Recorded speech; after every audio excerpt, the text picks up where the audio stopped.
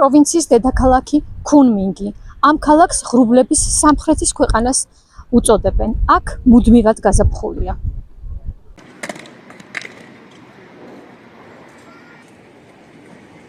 იუნანის პროვინციაში ქუნმინგი არის უდიდესი ქალაქი, ასევე მისი ადმინისტრაციული, ეკონომიკური და კულტურული ცენტრი.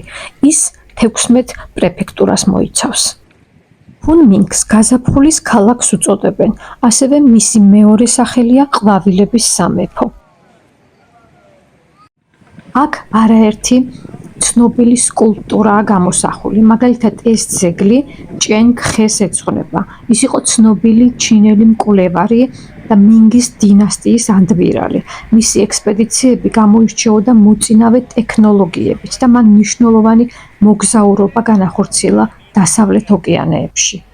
ეს არ არის მხოლოდ ტბა, ეს არის ტიანჩის ტბის ეროვნული ტურისტული კურორტი. პარკში საკმაოდ ბევრი სკულპტურაა გამოსახული, რომელიც სხვადასხვა სცენას და სხვადასხვა ისტორიას ასახავს. ტიანჩის ტბა და ეს ეროვნული ტურისტული კურორტი ეს არ არის მხოლოდ პოპულარული დასასვენებელი ადგილი. ეს არის ადგილი, სადაც ისტორიისა და კულტურის გაცნობა შეიძლება. ამბობენ, რომ აქ გაზაფხული წელიწადში 4-ჯერ მოდის. ჰაერი ნოტიო და თბილია. პროვინცია მდიდარია მწვანე ჩაის ხეებითა და ბუჩქებით. სწორედ ეს პროვინცია გახდა ჩინური ჩაის ცნობილი აკვანი.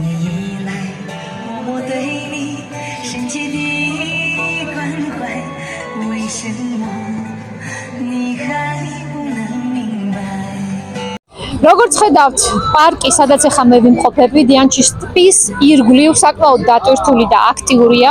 უამრავი ხალხი მოძრაობს აქ, ზოგი კონცერტსაც მართავს, ზოგი ლაივ ვიდეოებს. მოკლედ, აქ მუდმივად ხალისია.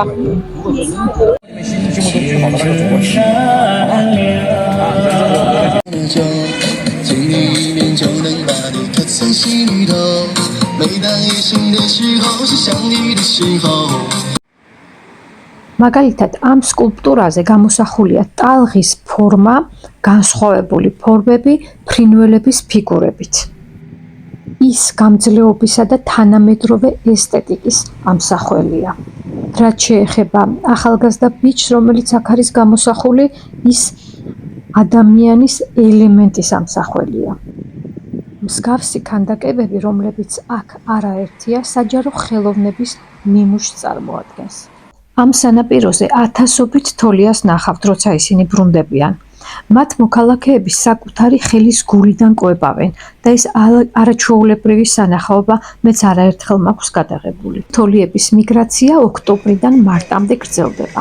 ეს არის ადამიანისა და ბუნების კავშირის საოცარი სცენა, ძალიან ლამაზი სანახავი, რომელიც მეც არაერთხელ მაქვს გადაღებული.